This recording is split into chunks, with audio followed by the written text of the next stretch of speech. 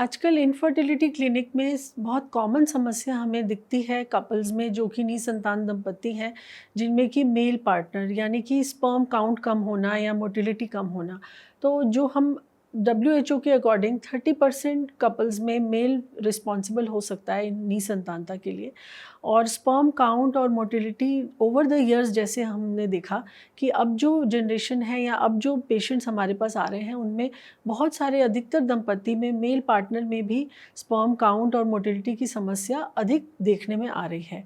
तो इसके कुछ मुख्य कारण जो समझ में आ रहे हैं या जो इनका स्टडी किया गया उसके अनुसार, जैसे कि आजकल पॉल्यूशन, प्रदूषण जिसको बोलेंगे, और जीवन शैली, स्ट्रेसफुल लाइफस्टाइल, कॉर्पोरेट जॉब्स करते हैं या लॉन्ग वर्किंग आवर्स हैं, वो अपना सामान्य जो नॉर्मल हेल्दी लाइफस्टाइल है जैसे कि एक्सरसाइज है, हेल्दी डाइट है, वो नहीं फॉलो कर पा रहे।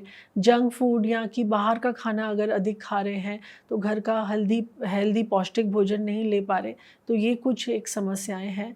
और अभी जो हम देखें तो मोबाइल का एक्सेसिव यूज़ या लैपटॉप अगर यूज़ करते हैं ज़्यादा लंबे समय तक तो उनसे भी कुछ किरणें या रेडिएशंस होती हैं जो इसके लिए रिस्पॉन्सिबल हो सकते हैं। साथ के साथ वेट बढ़ना, वज़न बढ़ने से भी स्पर्म काउंट और मोटिलिटी कम होने का एक डायरेक्ट कोरिलेशन रहता है। तो ये कुछ ऐसी समस्याएं हैं, कुछ फैक्टर्स हैं जिनकी वजह से स्पर्म काउंट और मोटिलिटी ओवर द इयर्स बढ़ती जा रही है ये प्रॉब्लम। और इसका जो सॉल्यूशन है वो ये कि इनिशियल स्टेजेस में अगर काउंट और 10 to 15 मिलियन के बीच में है तो हम IUI यानी कि इंट्रायूटेराइन इंसेमिनेशन से ट्राई कर सकते हैं। और अगर इससे सफलता नहीं मिलती है तो हम IVF में एक एडवांस टेक्निक रहता है जिसको ICSI बोलते हैं, इंट्रासाइटोप्लाज्मिक स्पर्म इंजेक्शन।